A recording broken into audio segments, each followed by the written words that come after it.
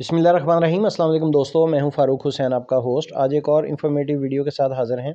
ये फ्लोर स्क्रेडिंग की तैयारी हम कर रहे हैं। इसके लिए हम ये बेड बना रहे हैं, ब्रिक ब्लास, जिसको आप रोड़ी कहते हैं। फ़र्श कच्चा कर रहे हैं असूली तौर पे, आप समझ लें।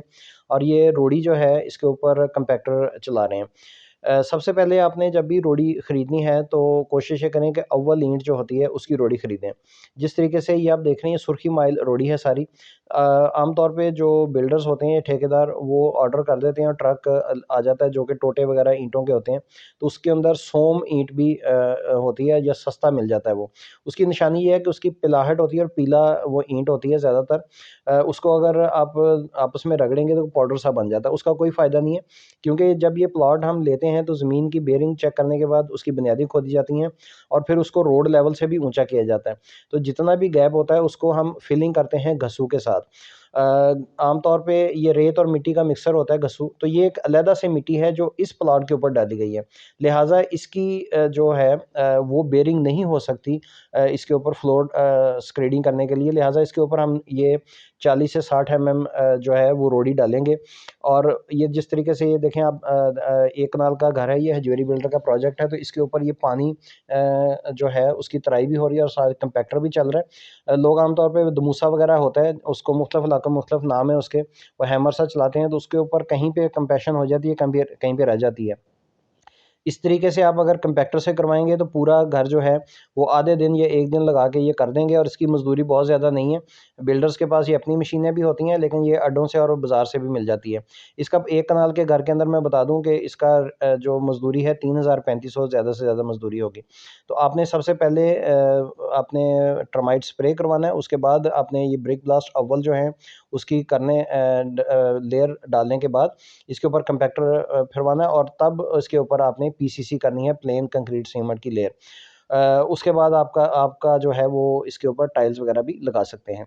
यहाँ पे एक और चीज़ मैं बताता जाऊँ कि ग्राउंड फ्लोर के अगर ऊपर आप डाल रहे हैं ये रोड़ी, तो इसके जो फर्स्ट फ्लोर होगा बिल्डिंग का या सेकंड फ्लोर होगा, तो वहाँ पे इसकी ज़रूरत नहीं है डालने की। अगर कहीं पे बहुत ही मजबूरी है, जैसे आम तौर पे एक सोच होती है कई लोगों की कि जी पाइप हैं, उनका लेवल वगैरह, तो वहाँ पे इधर ग्राउंड फ्लोर पे अगर हम डाल रहे हैं इसको 60 या 40 तो वहाँ पे 20 डालें।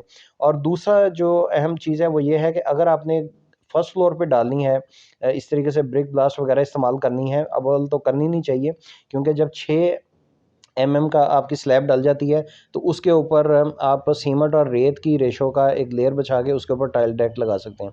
अगर कोई डाल भी रहा है या डालते हैं तो फिर ग्राउंड फ्लोर जो है उसके ऊपर आप स्टोन इस्तेमाल करें।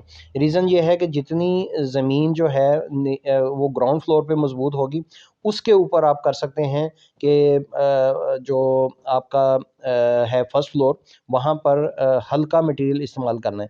क्योंकि इसका मैं बता दूँ आपको कि इस ब्रिक ब्लास्ट का जो लोड है वो 1 स्क्वायर मीटर के अंदर 1400 केजी होता है, जबकि स्टोन का जो है वो 2000 केजी होता है। तो लिहाज़ा ये कानून के ख़िलाफ़ है कि आप ग्राउंड फ्लोर के ऊपर ब्रिक ब्लास्ट इस्तेमाल करें और फर्स्ट फ्लोर के ऊपर जो है वो कंक्रीट इस्तेमाल करें।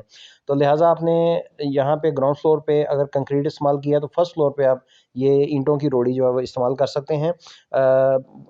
सबसे पहली तो असूली तौर पे आजकल जो टेक्नोलॉजी है इंजीनियरिंग काउंसिल की, वो ये है कि बिल्डिंग्स को ज़्यादा से ज़्यादा हल्का रखा जाए, इस हवाले से कि अगर जितना भी बिल्डिंग ऊंची लेके जानी है, कॉलम्स के ऊपर बनाई जाए और उसके ऊपर लोड जो है वो ज़्यादा ना डाला जाए, ताकि अर्थ क्विक्स वगैरह जो है उसके खिलाफ रेजिस्टेंस हो सके। तो ये जो ब्रिक ब्लास्ट के हवाले से हो सकती थी एहतियातें, वो मैक्सिमम कोशिश की है आपको बताने की।